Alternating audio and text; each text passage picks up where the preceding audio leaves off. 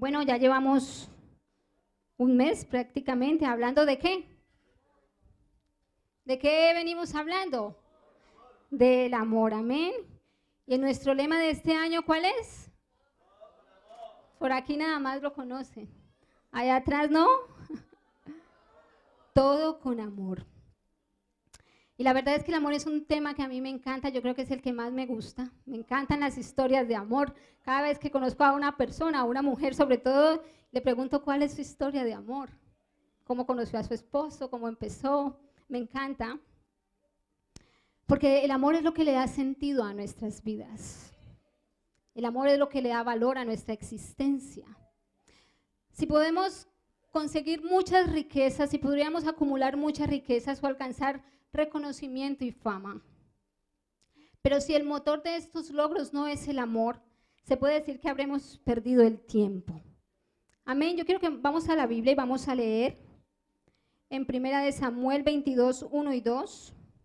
Maurito. Dice así: de Gad, David se fue a la cueva que estaba en Adulán. Cuando sus hermanos y familiares lo supieron, fueron a verlo. Ese día también se unieron a David como 400 hombres.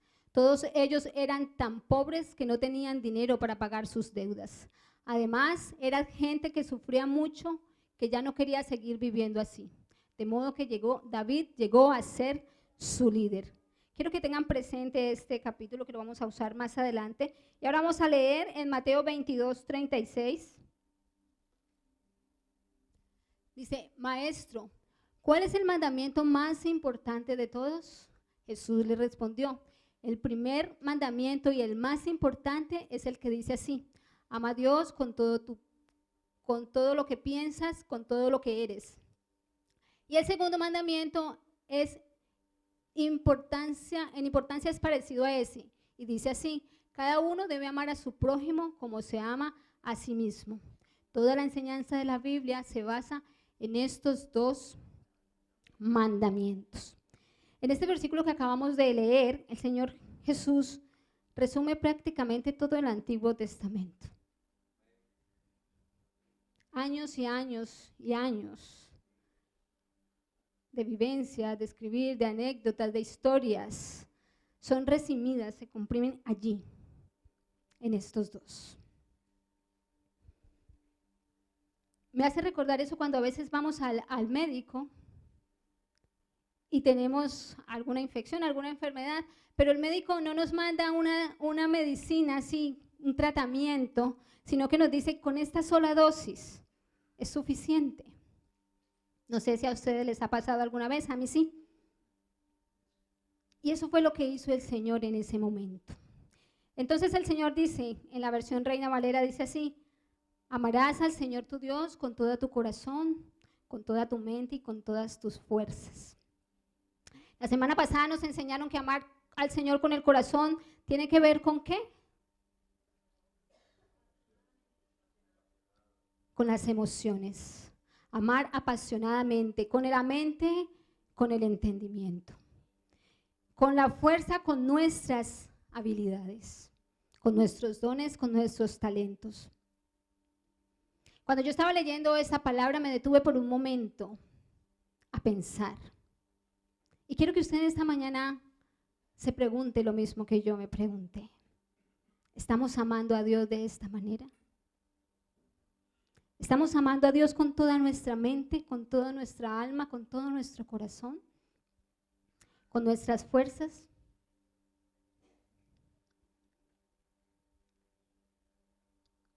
Y la verdad es que me contesté, tal vez en algunas áreas de mi vida ame de esa manera, pero hay otras que me reservo. No sé si a usted le pasa igual. Y el Señor continúa diciendo: este es el primer y gran mandamiento. Todos sabemos que un mandamiento es una orden, o sea que no hay opción. Debemos obedecer, debemos ejecutarlo. Y el segundo es semejante: amarás a tu prójimo como a ti mismo. El segundo es semejante al primero en importancia.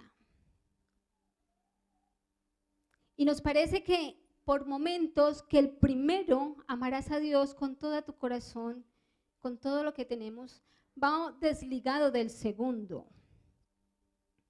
Porque sentimos que nuestra relación con Dios va en sentido vertical y nuestra relación con el prójimo va en sentido horizontal. Y es así. Cuando nos presentamos delante de Dios, por lo general, levantamos nuestra mirada hacia Él, ¿no? Sin embargo, no, bueno, a no ser que sea muy alto, en mi caso, me toca levantar la mirada. Pero si no, miramos siempre a nuestro prójimo en sentido horizontal. Pero de todas maneras, ambos parten de la misma base y es nuestro corazón. Mi relación con el prójimo parte de aquí, nace de aquí. Qué tan bueno o qué tan malo sea lo que sienta o lo que tenga allí, pero sale de allí igual para con Dios. Así que para nada están separados. Todo lo contrario, están entrelazados el uno con el otro. Porque el cumplimiento del primero depende que también estemos ejecutando el segundo. Cuando el Señor Jesús estuvo en la tierra, todo el tiempo hizo hincapié en lo que fue el amor, la bondad, la misericordia y el perdón. Porque Él sabía, porque Él como nuestro hacedor, como nuestro creador, aparte porque Él es el amor, dice la Biblia. Pero Él conoce todo el amor, todo lo que el amor, todo el beneficio que el amor genera en nuestros cuerpos. El amor tiene un impacto a nivel biológico en nosotros. Y a veces lo vemos como tan, nos acostumbramos a la palabra, el amor, pero no alcanzamos a dimensionar siquiera todo lo que el amor aporta a nuestras vidas. Cuando una persona está atravesando un momento de sufrimiento, un momento de dolor, ya sea este dolor físico o emocional, porque el cerebro ve el dolor emocional como si fuera físico, así lo detecta el cerebro.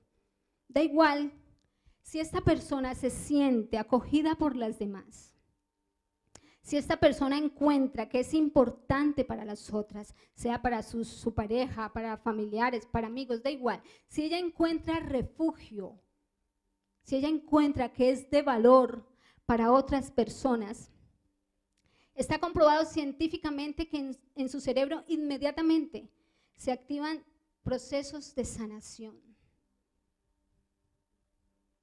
Qué bonito es esto, ¿verdad? Las moléculas inmediatamente en nuestro cerebro cambian y nuestro cerebro empieza a segregar una sustancia que se llaman opiácidos. Es una sustancia que se deriva del opio, pero que es segregada por nuestro propio cerebro para aminorar el dolor. Cuando nosotros estábamos pequeños, todos, cuando nos caíamos, corríamos a nuestros padres, ¿no? ¿A qué? A que nos acogieran, a que nos sobaran, a que nos dijeran, no, tú eres fuerte. Y no se sabe por qué, pero está comprobado que cuando eso sucede, el dolor merma por los opiáceos que segrega nuestro cerebro. Y empiezan a ocurrir cambios muy importantes en la vida de la persona cuando le acogemos con amor, cuando le demostramos que es importante, pero cuando es de verdad, no cuando lo hacemos por cumplir, no. Cuando la otra persona siente que te involucras en su dolor, que su dolor también es el tuyo. Entonces empiezan a ocurrir cambios muy importantes en su vida. Cambia su estado de ánimo, recupera la fe en sí misma, recupera el entusiasmo por vivir. Qué importante que es nuestra actitud, ¿verdad? A veces yo veo, en algunas ocasiones he visto a padres que sus hijos se caen y corren sus hijos hacia ellos y sus padres, yo he visto, se hubiera caído, se hubiera golpeado más duro por desobediente. Cuando leí eso, digo, madre mía, ¿qué daño hacemos? ¿No? Pobrecito el niño. Pero cuando una persona está en el mismo proceso de dolor, de sufrimiento, de soledad, se siente aislado, siente como si no fuera nadie, como si fuese transparente para los demás. ¿A cuánto nos ha pasado eso? A todos, ¿verdad? En algún momento hemos sentido eso, que nuestro dolor no es importante. entonces también empiezan a pasar cosas en nuestro cerebro. Los radicales libres se disparan. Un radical libre es una molécula a la que le falta un electrón. Entonces ella empieza a golpear las otras moléculas, haciéndolas mutar y envejeciéndolas. Por eso podemos ver muchas veces hemos escuchado de alguien que es muy joven de edad, pero su apariencia es de alguien mayor. Entonces alguien decía, es que ha sido muy sufrido, ¿no? Alguien se envejece muy pronto porque ha sufrido mucho y porque en ese sufrimiento no ha estado acompañado. Entonces ha sentido la soledad y su cuerpo empieza a reaccionar de esta manera. Igual pasa cuando un bebé está enfermo. Cuando un bebé nace enfermo, estaba escuchando el otro día que depende muchísimo el que él quiera vivir de la actitud de sus padres. Y eso me hizo recordar cuando Vania nació. La mayoría aquí conocen que Vania, los médicos daban muy poco por ella, por su vida. Y en el momento en que Vania nació, el médico me la puso en el pecho y me dijo, háblale, dale motivos para vivir, para que se aferre a la vida, porque se la iban a llevar a hacerle analíticas. Y aunque no lo entendía mucho, pues yo sé que hasta ese momento yo entendía que los niños sienten, ¿no?, lo que las madres sentimos y tal, pero nunca imaginaba que era de esta dimensión. Así que yo empecé a decirle a ella, con lágrimas, decirle, te amo, te amé desde el primer minuto que te tuve en mi vientre, y empecé a contar contigo y a hacer mi vida contigo, y yo no me veo sin ti, así que tienes que ser fuerte, porque aquí está mamá esperándote para acompañarte. En ese momento, cuando escuché eso, entendí por qué el médico me hizo tanto hincapié en que le hablara a ella. Y la verdad es que yo sé que Vania es un milagro de Dios. Vania es un milagro, si no, Vania no estaría acá.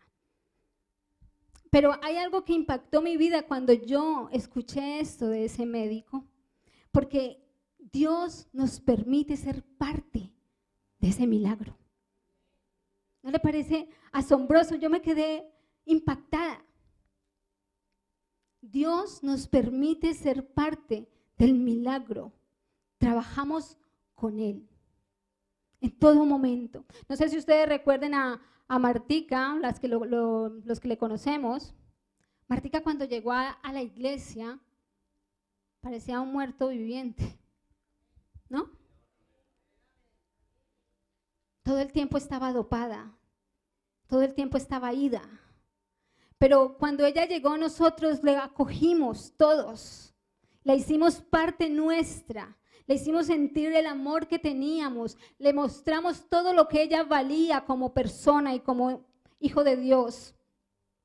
Y cuando nos encontramos a Marta hoy en día, tristemente ya no está acá, pero cuando nos la encontramos, ella ya no es la misma. Cada uno de nosotros fuimos parte en ese milagro con Marta.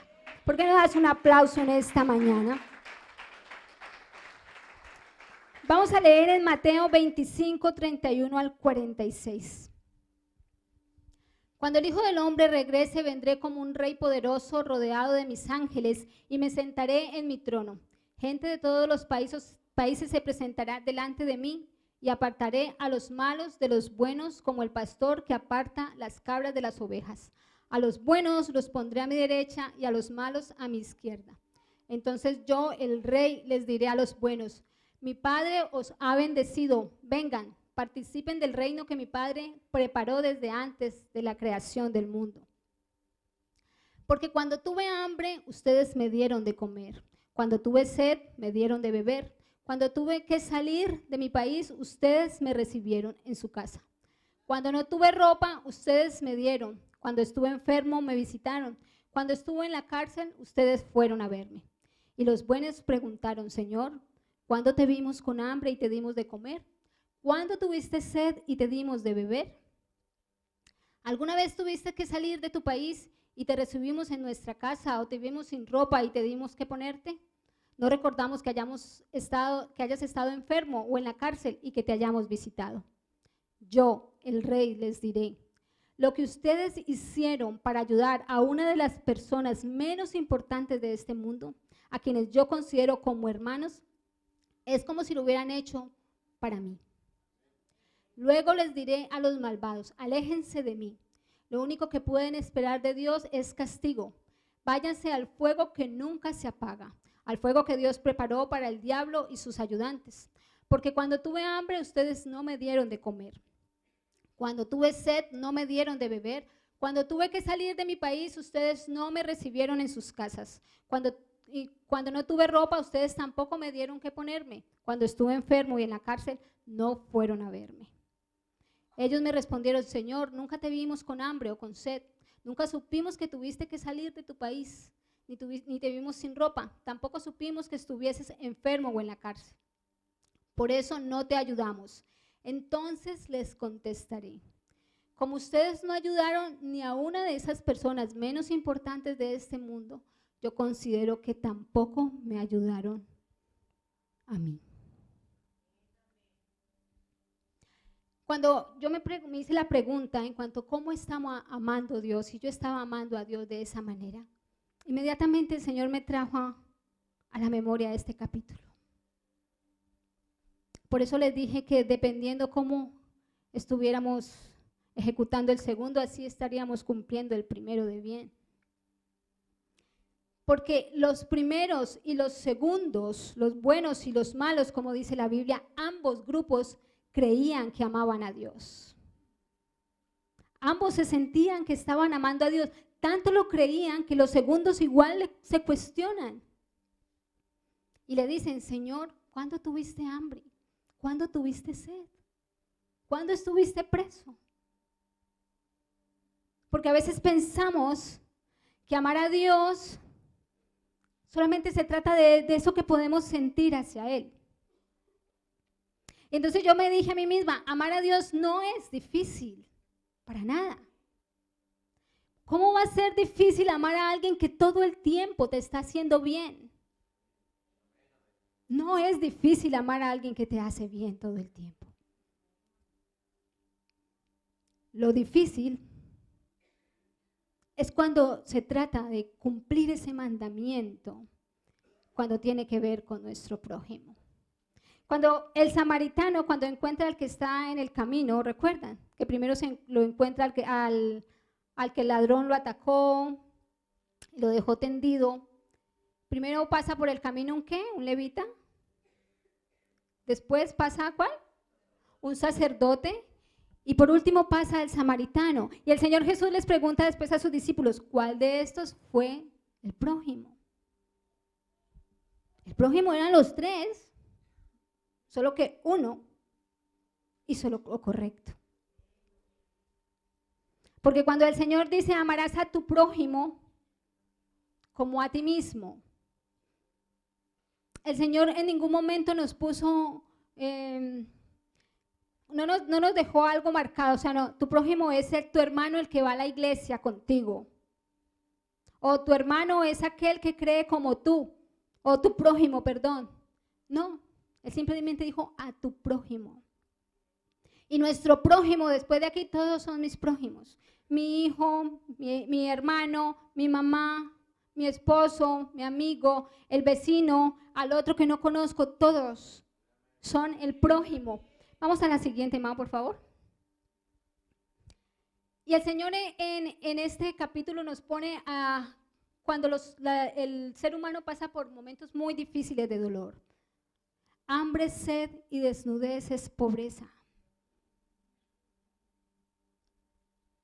Forastero y en la cárcel es una persona que está viviendo soledad. Y cuando estamos enfermos experimentamos desesperanza. Es muy triste estar en un hospital. Yo solamente he estado una vez hospitalizada. Y es tan triste. Las horas son tan largas.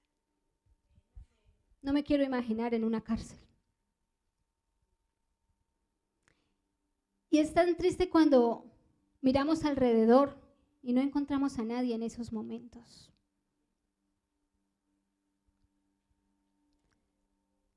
Nos llegamos a sentir que no valemos nada. Y sé sin temor a equivocarme que todos de nosotros hemos pasado por un momento así. A lo que yo me cuestioné, ¿por qué si todos habiendo pasado por momentos como este y sabiendo lo que cada uno hemos experimentado en nuestros corazones, tal vez por el rechazo de otra persona, ¿por qué cuando vemos que nuestro prójimo está pasando por esto, simplemente damos la espalda?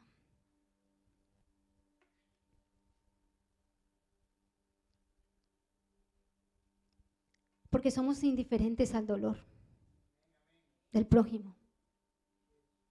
Porque estamos tan preocupados y tan ensimismados por lo que queremos y necesitamos o creemos necesitar. Vamos a Mateo 9:36. Dice el Señor Jesús, al ver la gran cantidad de gente que lo seguía, Jesús sintió mucha compasión porque vio que era gente confundida, que no tenía quien la defendiera. Parecían rebaños de ovejas sin pastor. Y así mismo están las multitudes hoy en día. No es diferente. Como ovejas sin pastor. Hay una frase que vi en estos días que me encantó. El amor es un secreto que los ojos no saben guardar. Ponme la siguiente, Mao, por favor. Y mi mensaje de hoy se llama Si le vieras con mis ojos. Si le vieras con mis ojos. Cuando el Señor Jesús, dice la Biblia, cuando vio la multitud, tuvo compasión. Pero los ojos no solamente no saben guardar el amor. Los ojos tampoco saben guardar la tristeza. Y yo a veces en los grupos de mujeres, en las reuniones, les he dicho, hay mujeres que no necesito que me cuenten sus vidas, porque me basta mirarlas a los ojos para saber el calvario que están llevando a cuestas, para saber la tristeza que tienen. Había una hermana, cada que la miraba yo le decía, veo tanta tristeza en tus ojos, tanto dolor, y de verdad que me daba mucho dolor por ella. Porque yo le decía a ella, y se lo digo en esta mañana, en la vida hay que ser feliz, en la vida hay que buscar la felicidad, a toda costa. El Señor nos creó con ese propósito, de que fuéramos felices. Los ojos tampoco guardan el dolor, así como tampoco guardan la alegría. Cuando hay alguien alegre se nota inmediatamente, porque su mirada es radiante, ¿no? La paz. Hay personas que las ves y transmiten eso, paz, tranquilidad. Estás al lado de ella y te sientes, no sé, es confortable estar al lado de esas personas. Pero tampoco los ojos guardan el rencor. Yo puedo saber cuando no soy del agrado de alguien por la forma en que me mira o que me habla. Esos hermanos no vinieron hoy. No. Los que les caigo mal no vinieron hoy. A lo largo de los evangelios encontramos al Señor Jesús mirando con amor, con ojos de compasión. En Marcos 10, 17 al 21, mientras Jesús iba de camino, un hombre llegó corriendo, se arrodilló delante de él y le preguntó, Maestro bueno, dime qué debo hacer para tener vida eterna. Jesús le contestó, ¿por qué dices que soy bueno? Solo Dios es bueno, tú conoces bien los mandamientos, no mates, no seas infiel en tu matrimonio, no robes, no mientas para hacer daño a otras personas, no hagas trampas, obedece y cuida a tu madre. Ahí te termina diciendo, ahí conocemos que es el joven rico que vino al encuentro de Jesús. Y el Señor Jesús después, Él le dice, sí, he guardado todo esto desde mi juventud. Y el Señor Jesús después le dice, ahora ve, vende todo lo que tienes y dalo a los pobres. Pero él se entristeció mucho en su corazón, el joven, porque tenía muchas posesiones, dice la Biblia. Y a continuación dice que el Señor lo miró con amor. Y me gustó cuando lo leí porque yo dije, me hizo recordar tiempo atrás, cuando a alguien le compartíamos tal vez la palabra y si esa persona simplemente no le gustaba, no quería, no era fin o no era su momento, pero en cierta manera era como si nos enseñaran a Valemao. Como si Jesús lo miró con amor y le dijo, ese era el que quería llegar, como si nos enseñaran a separarnos, ya esa persona como que quedaba con una X. Sin embargo, la Biblia dice que el joven no hizo lo que Jesús le dijo que hiciera, pero no por eso le dejó de amar. Sin embargo, los seres humanos, cuando no encontramos lo que queremos o cuando influenciamos y queremos ejercer control sobre otra persona o sobre otras personas y esas personas no hacen lo que nosotros queremos, nuestra voluntad, ponemos X, tachamos a las personas. En Juan 11:33 encontramos la muerte de Lázaro. Todos conocemos lo que pasó. Jesús llegó tarde, Lázaro ya llevaba días muerto. Pero me gusta porque el 33, cuando Jesús vio que María y los judíos que habían ido con ella lloraban mucho, se sintió muy triste y les tuvo compasión. Cuando el Señor Jesús lo vio, se identificó con el dolor de María. Se identificó con su dolor. ¿Qué tanto nos estamos identificando con el dolor de nuestro prójimo? ¿Qué sentimos al verlo? Quiero mostrarle un cuadro que encontré, me pareció muy importante, y es el índice de suicidios, según la Organización Mundial de la Salud. Dice que hay 800,000 personas que anualmente se quitan la vida. 800,000 personas, una cada 40 segundos. En España, 10 personas al día, cada 2 horas y media se quitan la vida. Los suicidios duplican las muertes por accidentes de tráfico y superan en 11 veces a los homicidios y en 80 a las de violencia de género. ¿A ustedes no le parece un dato muy impactante? La gente se está matando sola. Solas, se están quitando la vida. ¿Por qué creemos que las personas llegan a quitarse la vida?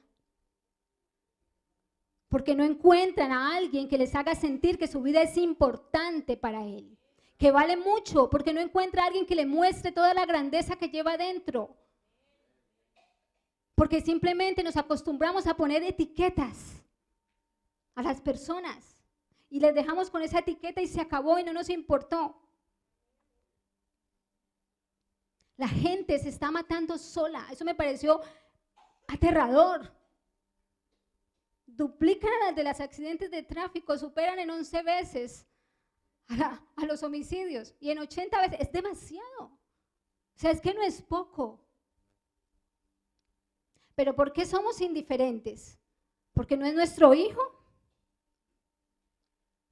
Vania tuvo una etapa muy, muy difícil, acabamos de pasarla, gracias a Dios.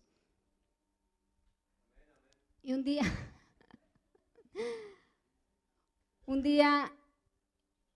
llegué de mi trabajo, y me dio por mirar el iPad y mirar el historial para saber qué miraba ella.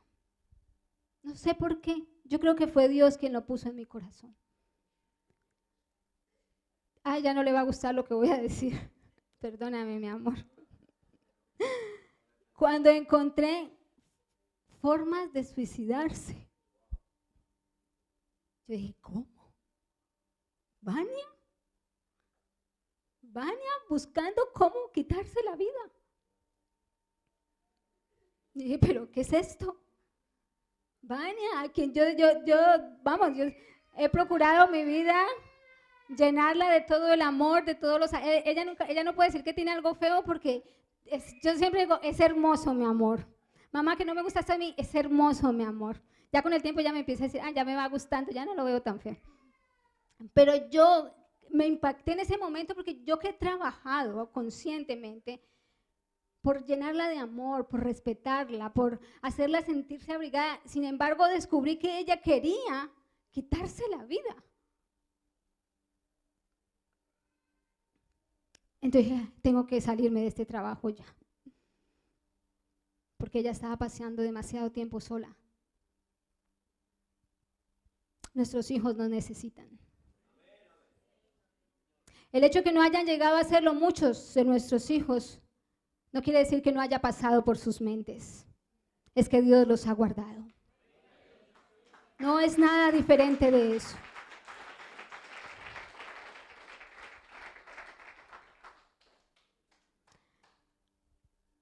Esto es aterrador. Vamos a leer en 1 Samuel otra vez 22, 1 y 2. Dice aquí, ese día también se unieron a David como 400 hombres. Todos ellos eran tan pobres que no tenían dinero para pagar sus deudas. Además eran gente que sufría mucho y que ya no quería seguir viviendo así. De modo que David llegó a ser su líder. En la versión Reina Valera dice que se juntaron a él los afligidos y los amargados de espíritu. Y yo me puse a pensar que esta casa, trono de gloria, cuando abre esas puertas se convierte para muchas personas en una cueva de Adulán. Aquí llegan muchos afligidos. Aquí hemos llegado muchos amargados. Aquí hemos llegado buscando, o tal vez refugiarnos, ya sin saber qué hacer con nuestras vidas. Y la pregunta es, ¿cuántos David habemos en esta mañana? La Biblia dice que David se convirtió en su líder. ¿Cuántos David habemos en esta mañana? Y me encanta porque David no era que no tuviese problemas. De hecho, David en la cueva de Adulán estaba huyendo de Saúl porque lo quería matar. No era que él no tuviera problemas. Pero ¿sabe qué hizo David? Él se antepuso a esos problemas. Él dejó atrás porque él, como tú y yo, conocía al Dios vivo y verdadero. Porque David sabía quién estaba peleando sus batallas. Y yo te quiero invitar hoy, hermano, que dejes a un lado tu problema, que descanses en el Señor y que empieces a ayudar a aquel que está llegando. Y que empieces a impactar la vida de aquel que está llegando cansado, enfermo, endeudado, sin esperanza. Que empieces a cambiar tu vocabulario, que empieces a inyectar aliento, que empieces a inyectar fe. El mundo no necesita más palabras de desaliento, ni de tristeza, ni de dolor. No, ya hay suficiente fuera. Demasiado hay fuera. Qué bueno, y me encanta Trono de Gloria, porque cuando dice, ese es el lugar más contagioso de amor de Guadalajara. Y yo lo creo. ¿Cuántos creen que este es el lugar más contagioso? Amén, yo lo creo. Pero ¿sabe también que creo? Que podemos hacerlo muchísimo mejor. Podemos ir muchísimo más allá si pasamos de nuestros problemas. Si encontramos ese motivo. Esta semana, Vania, perdóname, no puedo evitar. Esta semana dormí con Vania toda la semana porque estaba muy malita, tenía mucha fiebre. Pero un día, el viernes, ella se despertó y me dijo, estas fueron sus primeras palabras, me dijo, mamá, lo tengo. Y yo dije, ¿qué tiene? Me dijo, ya sé qué quiero ser en la vida. Yo le dije, vale, mi amor, ¿y qué quieres ser? ¿O a qué te quieres dedicar? Me dijo, quiero dedicarme a ayudar a las personas. Quiero dedicarme a ayudar a la gente necesitada. Qué bueno que hoy nosotros todos dijéramos lo mismo. Porque ella entendió, me dijo, porque no hay nada que produzca más placer en mí que ayudar a las personas. Y me alegra tanto hoy ver a Ángel aquí, a Wendy, a sus hijos. Porque quiero decirles que ustedes no están aquí por coincidencia o por casualidad. Vania, un día muy triste y preocupada, me dijo, mamá, tengo una amiga por la que quiero que ores, tengo un amigo por el que quiero que ores, que quiero que Dios haga algo en sus vidas. Y empezamos a orar por Wendy. Y yo le dije, vamos a orar por Wendy, vamos a orar por su madre y vas a ver que los vamos a ver en la iglesia. Y hoy están con nosotros.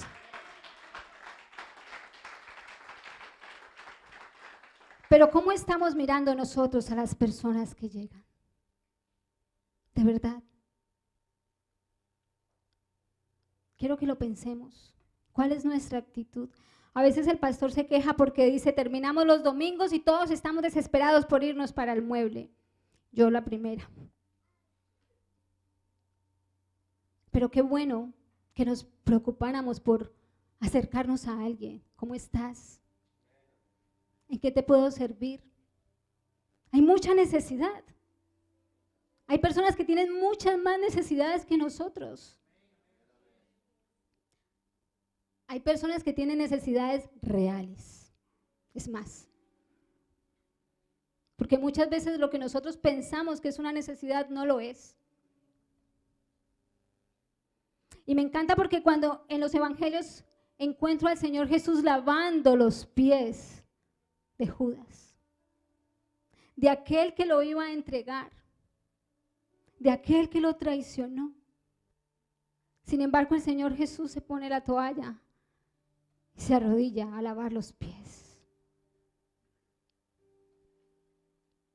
Después lo encontramos buscando a Pedro, al que le negó 3 veces. Y Pedro le negó y dijo, no, yo no sirvo para esto, ya metí la pata hasta el fondo. Y volvió a hacer lo que hacía antes, a pescar. Y es curioso porque cuando nosotros nos alejamos de Dios, volvemos a nuestro pecado, a lo mismo. Allí mismo volvemos. Y lo que me encantó es que el Señor Jesús no esperó que Pedro recapacitara, no, Él fue. Pedro, a llamarlo. Pedro, ¿me amas? Pedro, ¿me amas? Todos lo conocemos. Y volvió a decirle, apacienta mis ovejas. Vamos a estar en pie.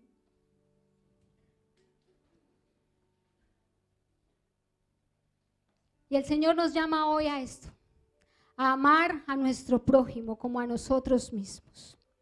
Y hay una mirada que es la que más impacta mi vida. Y es cuando el Maestro está en la cruz del Calvario, en su peor momento de dolor, en su mayor momento de aflicción y de soledad, porque él ahí humanamente sintió soledad. Pero allí él pudo haber dicho, Señor, elimínalos a todos.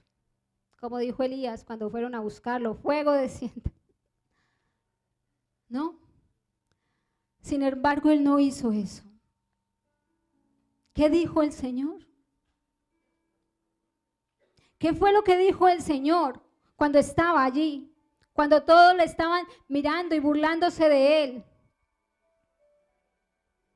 Perdónales, porque no saben lo que hacen. Perdónales. ¿No le parece una? Es la máxima expresión de amor que puede existir. Cuando alguien te está haciendo daño y tú pides perdón, pides misericordia, por aquel que te está hiriendo, por aquel que te está causando dolor. Pero a veces hacemos a un lado a nuestro prójimo porque no nos saludó. No le vuelvo a hablar porque no me saludó. A mí que ni me pida un favor porque ¿a qué estamos jugando? ¿Qué más da si no te saluda? ¿O qué más da si te ofende? Mira todo lo que le hicieron a él. Y cada día sigue dándonos de su amor y de su bendición y de su providencia y su perdón y su fidelidad. ¿Quién te crees tú? ¿O qué me creo yo para que otro no me pueda ofender? ¿Qué más da si me ofenden? Tenemos que perdonar. Tenemos que amar más.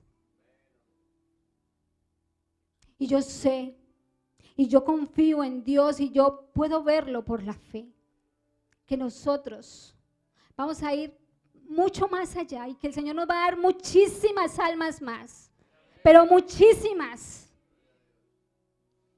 Pero los que estamos aquí en esta mañana tenemos que prepararnos de tal manera que cuando esas personas lleguen con sus dolores, con sus deudas, con sus amarguras, nuestra mirada sea con la que miró el Señor, con la que nos mira a diario, con los ojos del amor.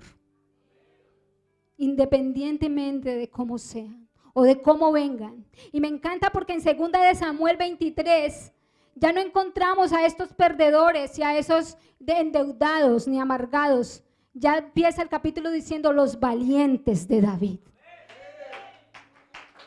Todos esos dejaron de ser eso y pasaron a ser hombres valientes, decididos a todos, porque un líder impactó su vida de tal manera que cambió su forma de pensar y de sentir y de creer. A eso estamos llamados nosotros, a impactar Guadalajara, el corredor de Henares, Madrid y toda España. Porque tenemos la verdad, pero es una verdad que no podemos ocultar.